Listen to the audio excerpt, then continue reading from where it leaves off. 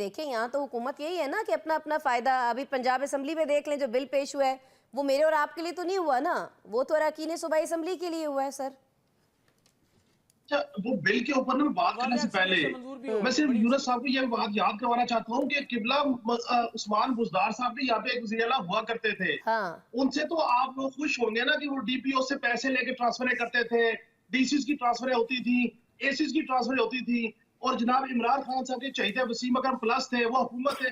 بھائی اگر یہ حکومت نہیں ہے, یہ حکومت کا کوئی اسٹیٹ نہیں ہے, یہ حکومت کی کوئی لیجٹیمیٹائزیشن نہیں ہے, تو مجھے آپ بتائیے انلیجٹیمیٹ حکومت سے پانی تحریک انصاف کیوں مذاکرات کر رہا ہے؟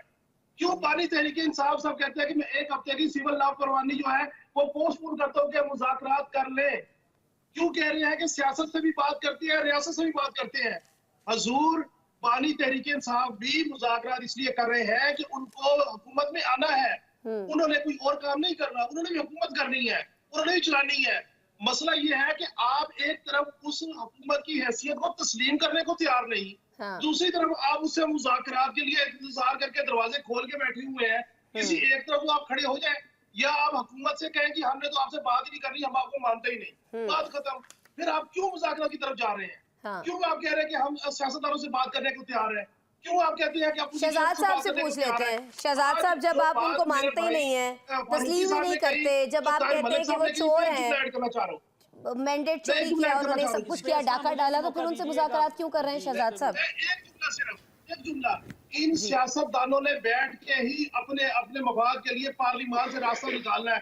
حضور اپوزیشن کی جماعتیں ملیں یا پیپلز پارٹی ملیں, پی ٹی آئی کو راستہ تبھی ملنا ہے کسی کو ایکسپٹ ہو کسی کو نہ ہو. تیسرا کوئی راستہ نہیں ہے, سارے راستے انہوں نے اپنے استعمال کر لیے, ہر چیز کو سامنے آ چکے. دیکھیں حکومت کے ساتھ جو تحریک انصاف نے کیا ہے, اس کے بعد بھی میرے بھائی یونس بھاٹ صاحب کہتے ہیں کہ حکومت ہاتھ باندھ کے کہے کہ جناب تھینک یو ویری مچ, آپ نے ہمیں مذاکرات کے لیے چنا, آپ ہم سے بات کرنا چاہتے ہیں, آپ کے بڑے مشہور ہیں, آپ بتائیں ہم ڈھول باجوں کے ساتھ اڈیالہ جیل میں آئے کب آپ سے مذاکرات کریں؟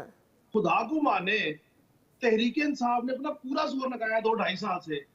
کیا آپ 9 مئی کی بات کریں, 9 مئی حقیقت نہیں ہے کیا؟ 9 مئی کے اوپر بلوا نہیں ہوا کیا؟ اسٹریٹجک پوزیشنوں کے اوپر نہیں چڑھائی گئی کیا؟ ہمارے شہداء کی یادگاروں کو نہیں ڈیمولش کیا گیا کیا؟ 9 مئی جو ہے وہ سارا فیبریکیٹڈ ہے کیا؟ 26 نومبر جو ہے وہ فیبریکیٹڈ ہے کیا؟ 26 نومبر کو 2 غیر سیاسی شخصیات قبلہ محسن نقوی صاحب اور محترمہ بشرا بی بی صاحبہ, ان کی ضد کی وجہ سے کیا ورکر شہید نہیں ہوا؟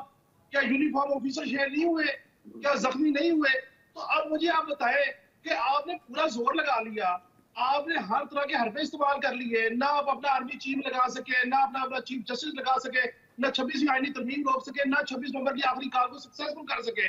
اب آپ کہہ رہے ہیں کہ ہم مذاکرات کرنے کو تیار ہیں. کن سے؟ فارم 47 والوں سے. کن سے؟ پاور کوریڈور سے.